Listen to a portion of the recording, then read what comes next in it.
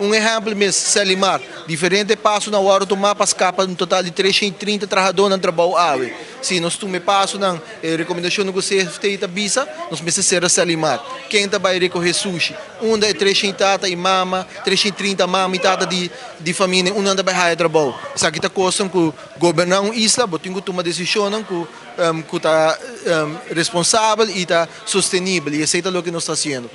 Lo qual la società também tem ausência de ministro, algum dia passar entra dona na parquita em bosta, então hobby preocupar para na posição mirando com a síndico, na vai queda portar hasta de desemprego. E algum update da situação aqui para o qual passou tanto visto que dezembro está certo. Sim, minota era dia 20 de julho, me tinha uma reunião planeada com nós.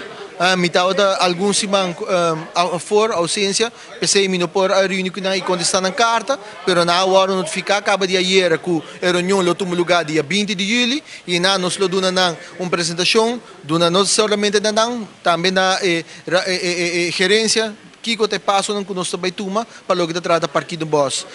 Den full processo aqui atene e rat van toezicht na altura e também atene gerência na altura.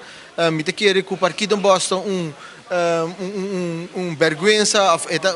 vergüenza nacional para cada de nós, não somente para habitantes de partido boss e Casa Paloma e vecindário, pero para nós tour era que nós viva landfill manejado de forma aqui não te permite mais. Então esse é o caminho que nós vai trazer solução netamente para trazer manejo de desperdício responsável. Nós apresentar a lei de policy acaba do parlamento e essa aqui te passo que nós estamos tomando.